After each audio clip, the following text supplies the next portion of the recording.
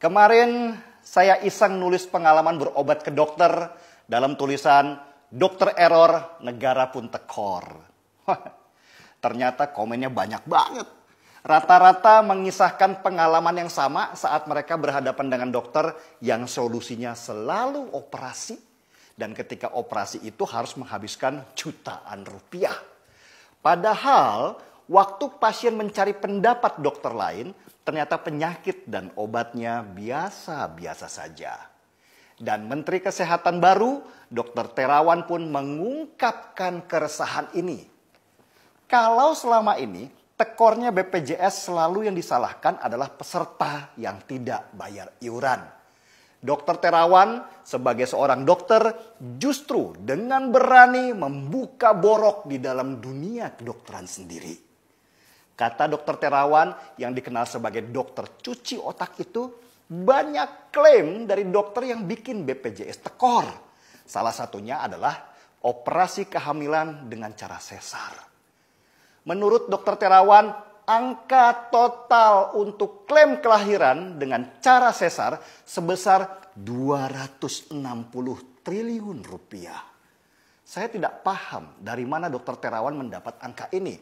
Karena kalau ini benar, wow, besar banget. Tapi dari beberapa masukan, ternyata memang ada fenomena aneh di masyarakat kita. Di mana para ibu hamil banyak disuruh melahirkan dengan cara sesar oleh dokternya. Apakah ini berhubungan dengan pendapatan dokter yang lebih besar dengan tindakan operasi daripada membantu melahirkan dengan cara biasa?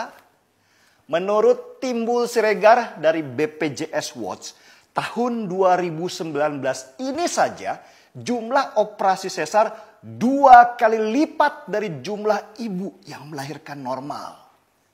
Persalinan dengan cara sesar memang lebih cepat dan ringkas, sehingga dia menduga para dokter lebih suka menyarankan ini ke pasiennya. Dan ini jelas tidak sehat untuk keuangan BPJS yang harus menanggung biaya operasi itu. Dan tentu saja Ikatan Dokter Indonesia pun membantah ini. IDI sejak lama berseteru dengan Dr. Terawan yang sekarang menjadi Menteri Kesehatan ini. Bahkan IDI pernah memecat Dr. Terawan karena metode cuci otaknya. Memang permasalahan di dunia kesehatan ini seperti lingkaran setan. Bukan hanya masalah BPJS saja. Bahkan pernah terbongkar adanya mafia obat di Indonesia.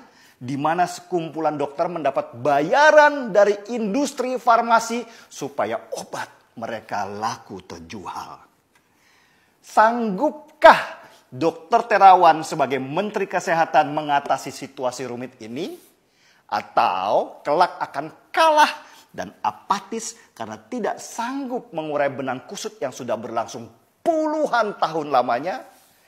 Kita pantau kiprahnya dan dukung apapun yang dia lakukan demi negeri ini.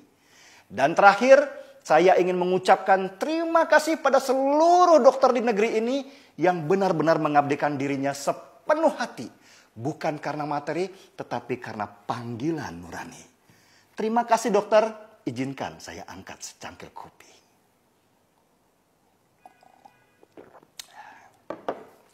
Saya Denny Siregar, kita di acara Timeline. Kalau kamu jadi dokter, jangan memeras orang kecil.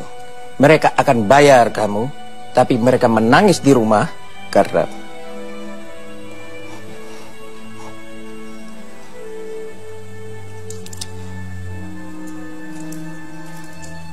mereka tidak punya uang